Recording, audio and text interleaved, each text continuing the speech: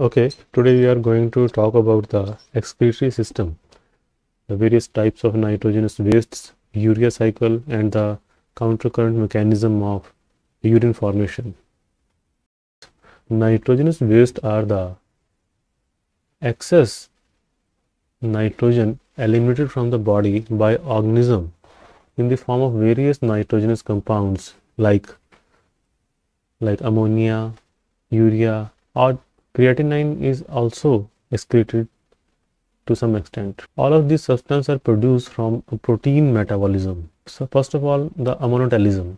Ammonotalism is the excretion of ammonia and the ammonium ions. Ammonia is very toxic substance to tissue and extremely soluble in water. Approximately 500 milliliter of water is required per 1 gram of nitrogen to maintain ammonia level in excretory fluid below the level in body fluid to prevent toxicity. So a great amount of water is required to excrete ammonia. Organisms that excrete ammonia are called ammoniotelic animals, and they are generally marine or aquatic animals. For the excess need of water, ammoniotelic animals are aquatic. Next is ureotelism. Ureotelism is the excretion of urea. Land animals, mainly amphibians, mammals, converts ammonia into urea, a process which occurs in the liver and kidneys. These animals are called ureotelic animals. Urea is comparatively less toxic than ammonia as it requires 50 ml of water to excrete 1 gram of nitrogen in comparison to the ammonia which requires 500 ml of water to excrete the 1 gram of nitrogen. Third is the uricotelism. As the name indicates, it is the excretion of excess nitrogen in the form of uric acid. Uricotelic animals include insects, birds, and most reptiles. Its low toxicity and low solubility in water allows it to concentrate into small volume of pasty white suspension compared to the liquid urine of the mammals. So when you see the fecal matter of a bird, the whitish part of the fecal matter is the uric acid. It requires a very less amount of water for the excretion. So we have discussed three types of animals. So we have discussed three types of animal. One are the ammonotelic, which secrete ammonia, the NH3. Many invertebrates and aquatic species excrete ammonia, as shown in the figure A, where we have shown a fish. Next is the urea, which is secreted by mammals, amphibians, and some marine species. The NH2O, NH2 urea, and third is the uric acid, which is mainly excreted by the birds and the reptiles and many insects. It is shown here in the form of a bird, the dove. Okay, next is the urea cycle. So we produce urea as a form of excretory product, nitrogenous excretory product. The urea cycle is also known as the Ornithine cycle or Krebs-Henselite cycle, after the discoverer of the cycle. It is produced, say urea is produced through a series of reactions occurring in the systole and mitochondrial matrix of the liver cell. So it is happening in the two different places inside the liver cells. Some of the steps occur in the mitochondrial matrix and other in the cytoplasm. The urea thus formed then enters the bloodstream and is filtered by kidneys and ultimately excreted in the urine. So what are the different steps in the urea cycle? The urea cycle consists of a series of 5 reactions catalyzed by several key enzymes. First two steps, as I have told you, the first two steps in the cycle take place in mitochondrial matrix, and the rest of the steps takes place in the cytosol. Thus the urea cycle spans two cellular components of the liver cell. One is mitochondria and the other is the cytoplasm or the cytosol. The oral reaction of urea formation can be summarized as the 2 ammonia plus CO2 plus 3 ATP. It forms a urea plus water. So what are the mitochondrial reactions? Mitochondrial reaction include the first step where ammonia is converted to carbamoyl phosphate by enzyme called carbamoyl phosphate synthetase 1.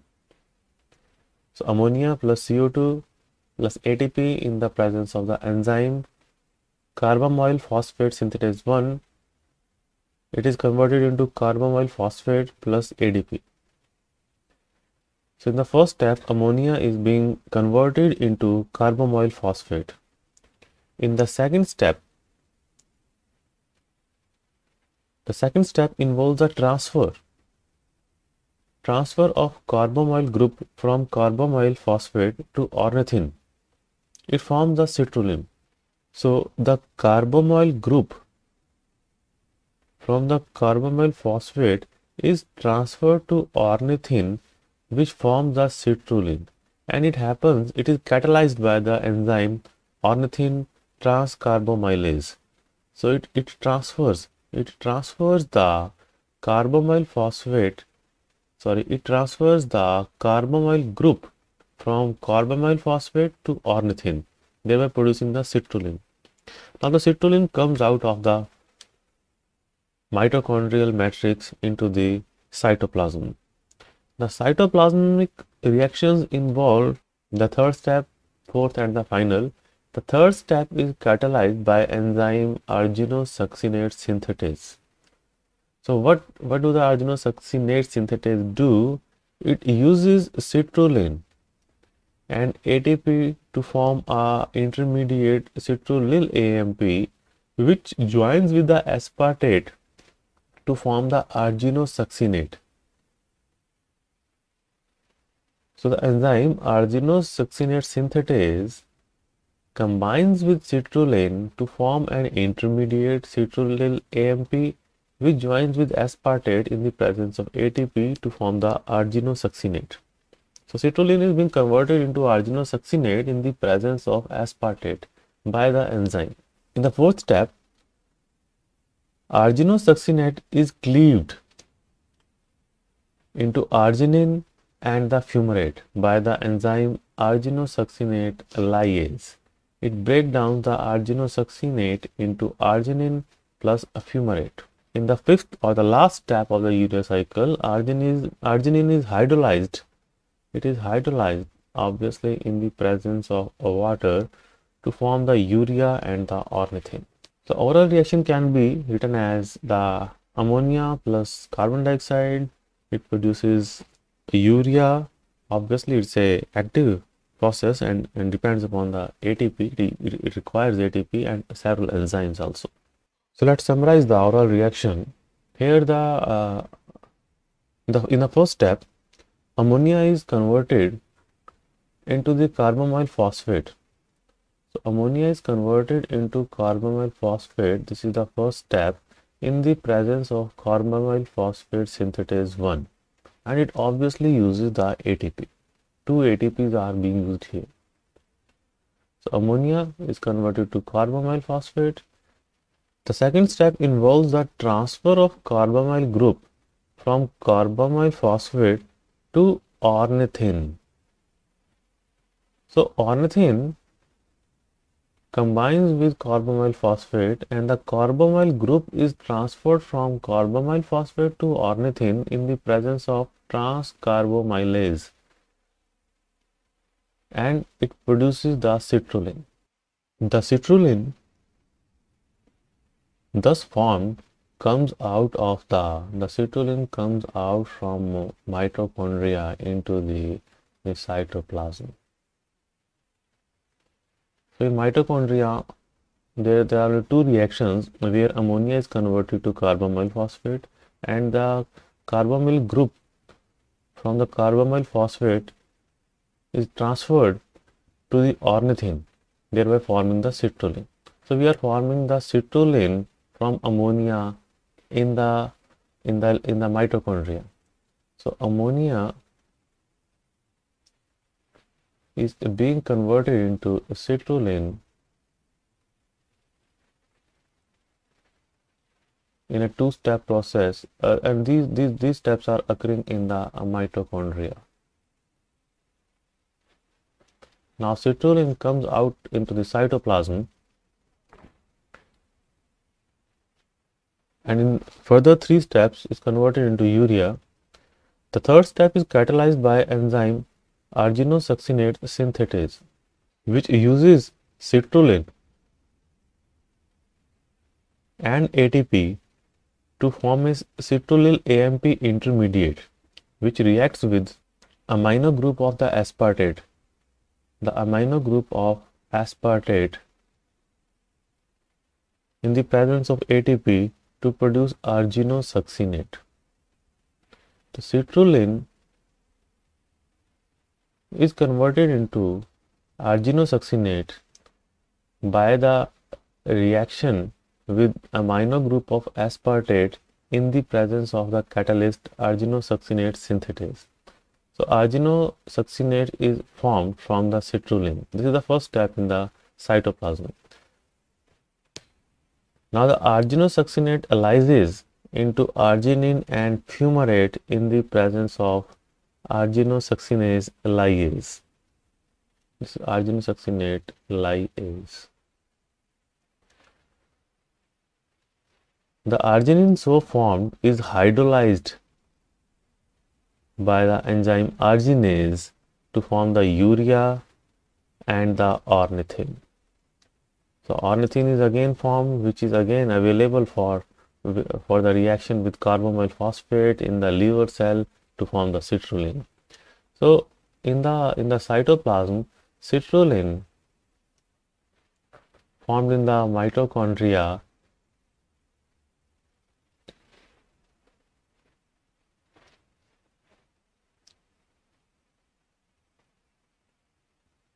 forms the arginosuccinate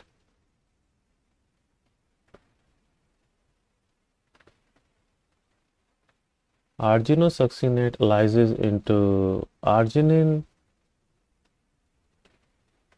and fumarate. Arginine is hydrolyzed into urea and ornithine, and this urea is excreted out along with the urine. So this is the summary of the urea cycle. Now what is the significance of urea cycle? The main purpose of urea cycle is to eliminate toxic ammonia from body. About 10 to 20 gram of ammonia is removed from the body of a healthy adult every day. A dysfunction in the urea cycle would mean excess amount of ammonia in the body, which can lead to hyperammonemia and related diseases.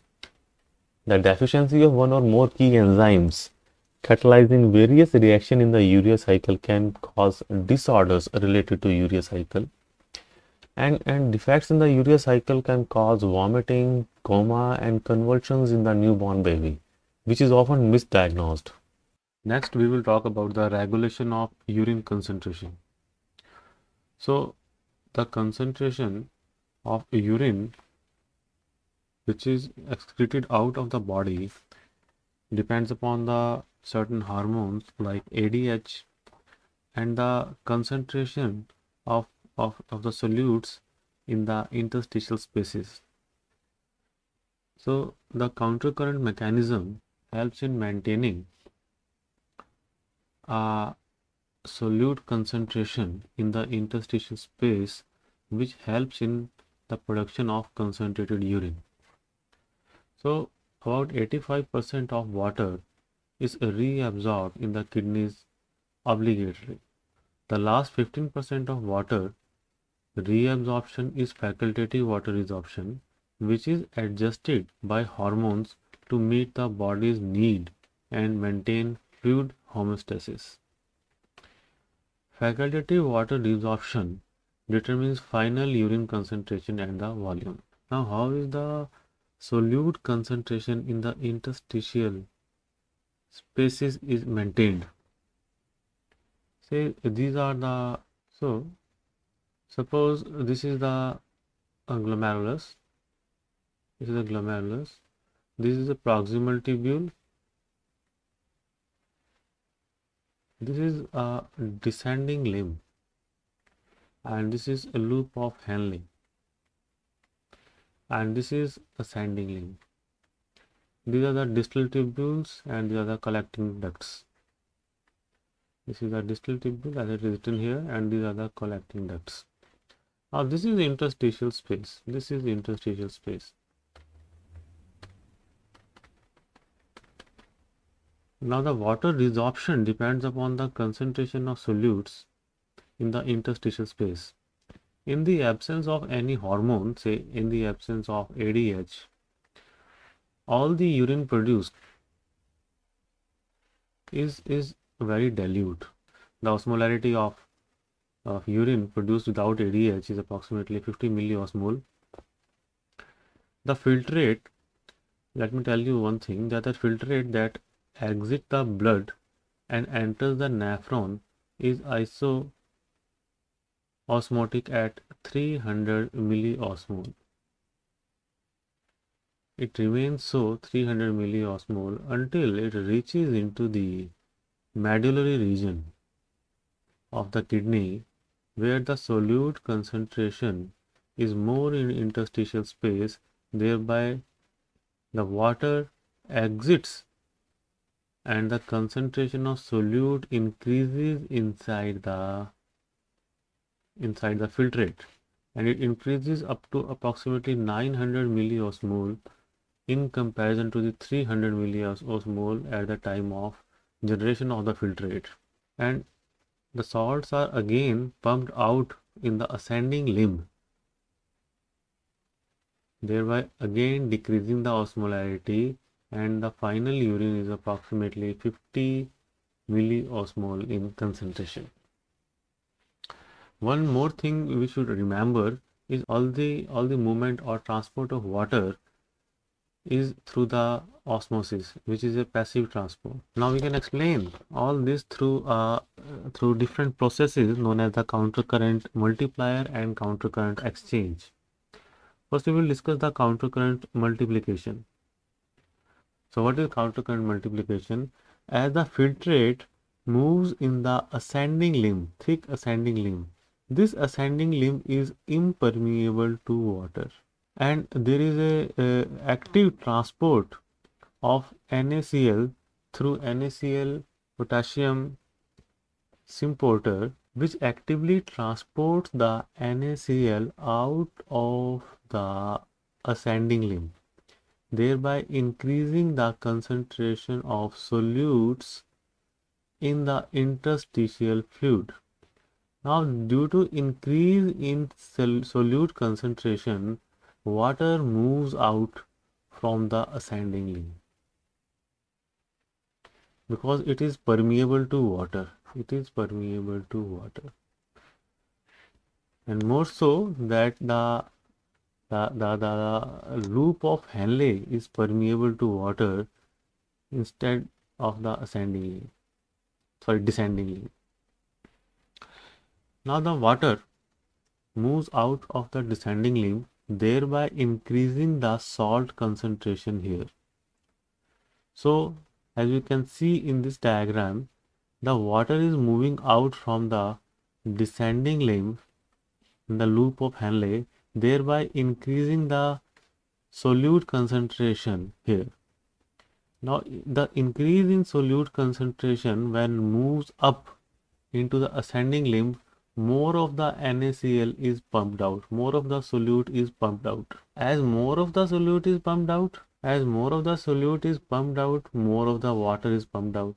So they both are complementing each other in increasing the concentration of solute as well as water. So it has a multiplier effect. So again revise this, that as NaCl is actively transported from the filtrate in ascending limb into the interstitial fluid, it raises the NaCl concentration in the interstitial spaces. The concentrated interstitial fluid creates an osmotic gradient that draws water from the filtrate in thin descending limb into interstitial fluid. The simple process is, जब ascending limb से solutes बाहर निकलेंगे तो यहाँ पे solute concentration ज़्यादा हो जाएगी, जिसकी वजह से डिसेंडिंग लिम्ब से पानी बाहर निकलेगा बिकॉज ऑफ ऑस्मोसिस। जब पानी बाहर निकलेगा तो डिसेंडिंग लिम्ब में सॉल्यूट कंसंट्रेशन बढ़ जाएगी। इन सॉल्यूट्स को फिर से सिम्पोर्टर एक्टिवली बाहर निकाल देगा। सो it has a multiplier effect. So as the water leaves the filtrate in the thin descending limb,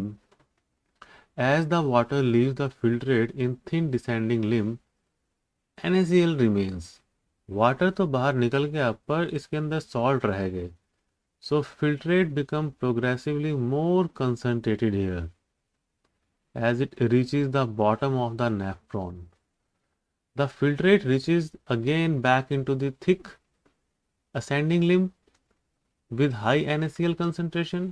This is a key because symporter in the thick ascending limb will work only if the filtrate has NaCl. The symporter begins to pump out the NaCl into interstitial fluid, thereby increasing the solute concentration. पहले NaCl बाहर निकला इधर से, उसकी वजह से पानी आ गया। Now the concentration it becomes diluted, but this dilution, जो इसके अंदर dilution हुई पानी के बाहर आने की वजह से, उसको अगेन सिम्पोर्टर ने NaCl और पंप करके बाहर इसको अगेन से कंसंट्रेट कर दिया ताकि और पानी बाहर आ सके। So what are the functions of this multiplier? It reabsorbs the 15 to 25% of remaining water and electrolytes in the filtrate, and to create a steep concentration gradient in the deepest part of medulla. The loop of Henle is the deepest part of medulla, so it creates a steep concentration gradient here that allows water to reabsorb by the medullary duct by osmosis. Another factor is the urea recycling. As the water is reabsorbed, as you have seen कि जब वो descending limb से पानी सारा निकल गया तो उसके अंदर NaCl रह गया और यूरिया भी रह गया। यूरिया बिकम मोर कंसंट्रेटेड, क्योंकि वाटर निकल रहा है तो रिमेनिंग क्या रह गया? सॉल्ट्स में यूरिया भी है, it become more concentrated. Urea follows it's concentration gradient and passively diffuses out of the filtrate and into the interstitial fluid, further concentrating the medullary interstitial fluid. जहाँ salts निकल रहे थे बाहर, वहाँ यूरिया भी निकल गया, thereby increasing the concentration of solutes in the interstitial fluid. Some urea then enters the thin descending limb, so it is continuously recycled. जो इंटरस्टिशियल स्पेस में यूरिया आया था, that again enters into the descending limb, so the urea is recycled. The important thing to note here is that the urea diffusing out of the medullary duct constitute only a small amount of the total urea, and much of the urea remains in the filtrate and is excreted out in the urine. Another thing is the vasa recta, which helps in countercurrent exchange. Now vasa recta is parallel to the ascending and descending limb, but the blood, vasa recta is a blood vessel. It's a thin blood vessel where the blood moves really slowly and the flow of blood is in opposite direction. So the descending limb of vasa recta here, the descending limb of vasa recta is close to the ascending limb of the nephron, of the loop of Henle. And opposite is also true. The ascending limb of vasa recta is near the descending limb of the nephron. So what happens here, that as the blood moves from the cortex towards the medulla of the kidney, as it reaches deep into the medulla, the NaCl concentration is more here. It has more NaCl concentration. Because of more NaCl concentration, water moves out of the blood and the sodium or the solutes NaCl moves inside the blood. As the water moves out and the solute moves in, the osmolarity of the blood increases from 300, which is isotonic, to approximately 1200 in the deepest part of the medulla.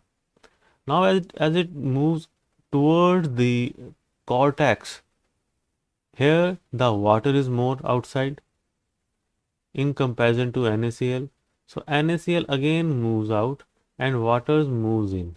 So again, as it leaves the kidney, the osmolarity again reaches to 300 milliosmolar as when it enters into the medulla.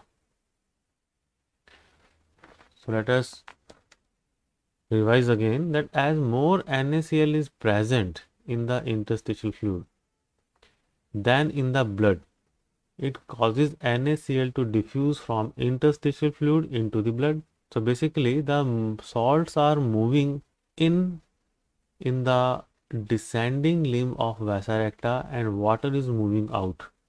So what is happening in the descending limb of vasa recta is the movement of water outside and NaCl inside. This increases the concentration of solutes in the blood, and again towards the ascending limb, जो ascending limb से बाहर जा रहा है तो बाहर water ज़्यादा है और सॉल्ट्स कम है, तो NaCl या सॉल्ट सारे बाहर निकल जाएंगे और वाटर उसके अंदर एंटर कर जाएगा, तो अगेन उसमें ऑस्मोलैरिटी सेम हो जाएगी जैसे पहले थी. दिस इज वैसा रेक्टा. Now notice that all the NaCl, the one important thing notice here, that all the NaCl that was removed from the interstitial fluid by blood in the descending limb was exchanged or put back into the interstitial fluid in the ascending limb. तो जितना भी जो भी concentration blood की आते time थी वही उसकी जाते टाइम है. उसने इंटरस्टिशियल फ्लूइड की ऑस्मोटिक कंसंट्रेशन को डिस्टर्ब नहीं किया. By the time the vasa recta exit the renal medulla, the blood has approximately the same concentration it had upon entering the renal medulla. So there are two processes which are going on deep in the renal medulla. One is multiplier and other is the exchanger. Multiplier is the counter current multiplier. Counter current here means the two directions in which the fluid is flowing, the filtrate is flowing. It is flowing towards the medulla in the descending limb and it is flowing towards the cortex in the ascending limb.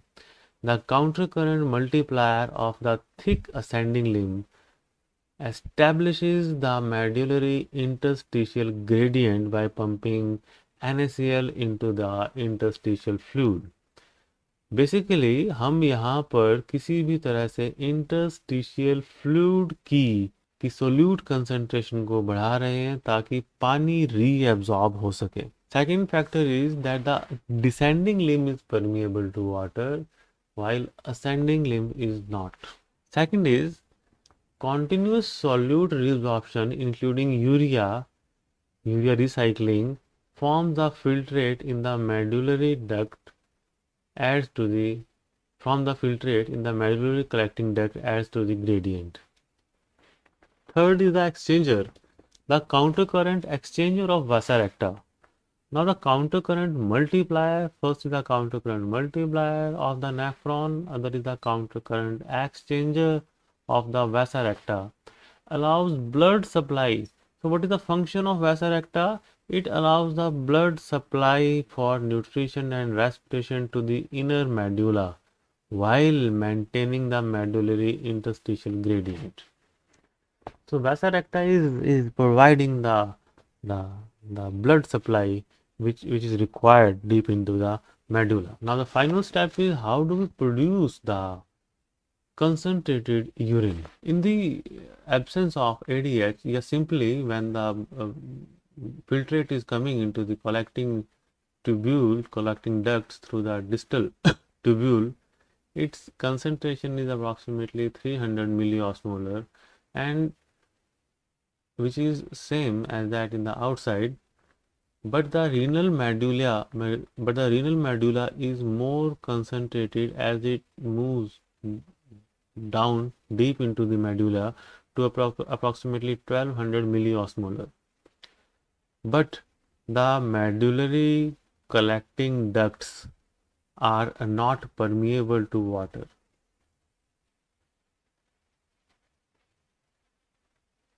But in the presence of certain hormones, the ADH, antidiuretic hormone, the medullary collecting ducts become permeable to water. This happens because of the introduction of or the activation of aquaporins, aquaporins 2. Aquaporins are the protein channels through which water can move freely along the concentration gradient. Now, in the absence of ADH, the water cannot move out, but in the presence of ADH, all the requirements are fulfilled. As the ADH opens the water channels in the medullary duct, the water moves out because of the osmosis, as the concentration of solutes are much more outside than the inside. It is 300 milliosmolar inside, and deep into the medulla it is approximately 1200 milliosmolar. So as the filtrate moves down deeper into the medulla in the collecting ducts, the water moves out and the solute concentration remain, or it increases gradually to approximately 1200 milliosmolar, which is a concentrated urine in comparison to the 50 milliosmolar which is excreted out in the absence of ADH. So when filtrate enters the collecting duct in the renal medulla, there is no osmotic gradient between the filtrate and the interstitial fluid. It is same here, 300 here and 300 here. In the presence of ADH, very important, in the presence of ADH, concentrated medullary interstitial fluid here creates a gradient for water reabsorption from the filtrate in the medullary collecting duct. So it creates a gradient deeper into the medulla. The fluid is more concentrated, so the water reabsorption continue from the medullary duct, and that is how a concentrated urine is produced, which is produced only when ADH is secreted, again when we need more water conservation than in normal conditions. So we have studied, एक हमने multiplier पढ़ा जिसकी requirement थी ताकि यहाँ पे concentration gradient बनाया जा सके. दूसरा एक्सचेंजर था which is a blood exchanger via vasa recta, which helps in the profusion in deep into the medulla. और थर्ड द ADH जिसकी वजह से कंसंट्रेटेड यूरिन बनता है. Thank you students, thank you very much.